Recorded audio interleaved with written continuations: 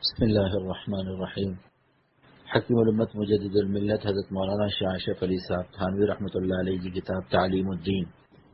تیسرا باب مسائل فرعیہ میں، اس باب میں بعض ضروری مسائل بیان کیے جاتے ہیں چند فصلوں میں۔ فصل نمبر 1، بعد وصول کے مردود نہیں ہوتا، جو مردود ہوا وصول سے پہلے ہوا۔ فصل نمبر 2، اولیاء کو عبادت میں دوسروں سے زائد ثواب ملتا ہے کیونکہ عبودیت و اخلاص زیادہ ہوتا ہے۔ فصل نمبر 3، خرق عادت کئی قسم پر ہے۔ ایک قسم کشف ہے، وہ دو طرح ہے، کشف کونی اور کشف الہی۔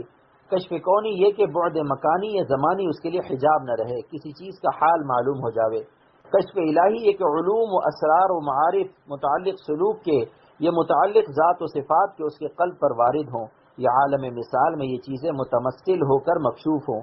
دوسری قسم الہام ہے کہ صوفی کے دل پر اطمینان کے ساتھ کوئی علم القا ہو، کبھی ہاتف غیبی کی آواز سن لیتا ہے۔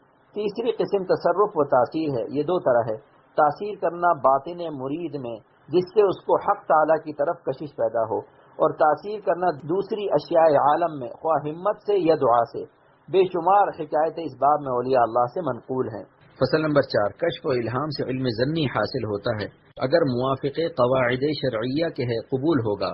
جیسے بعض صحابہ نے خواب میں اذان دیکھی اور حضور صلی اللہ علیہ وسلم کے قبول فرمانے سے اس پر عمل ہوا، اور صحابہ کو غسل نبوی میں تردد ہوا کہ کپڑے اتاریں یا نہیں۔ سب کو اونگ آئی اور آواز ہاتف غیبی کی سنی کہ ماں پارچہ کپڑا غسل دیں، اس پر عمل ہوا۔ ورنہ واجب الترک ہے، کیونکہ شریعت دائمی ہے، منسوخ نہیں ہو سکتی۔ اور اگر قواعد شرعیہ کے خلاف نہ ہو لیکن خود کشف میں باہم اختلاف ہو، تو اگر وہ دونوں کشف ایک شخص کے ہیں تب تو اخیر کشف پر اعتماد ہوگا، اور اگر وہ دونوں کشف دو شخصوں کے ہیں تو صاحب صحو کا کشف بنسبت صاحب سکر کے قابل عمل ہے۔ اگر دونوں صاحب صحو ہیں تو جس کا کشف اکثر شرع کے موافق ہوتا ہے تو وہ قابل اعتبار ہے، اور اگر اس میں بھی دونوں برابر ہیں تو جس شخص میں آثار قرب الہی و قبولیت کے زیادہ پاوے جاویں اس کے کشف کو ترجیح ہوگی، اور اگر اس میں بھی برابر ہیں تو جس کو اپنا دل قبول کرے اس پر عمل جائز ہے۔ اور اگر ایک کشف ایک شخص کا دوسرا کشف کئی شخصوں کا ہو تو جماعت کے کشف کو قوت ہوگی، البتہ اگر وہ تنہا سب سے اکمل ہے تو اس کے کشف کو ترجیح ہوگی۔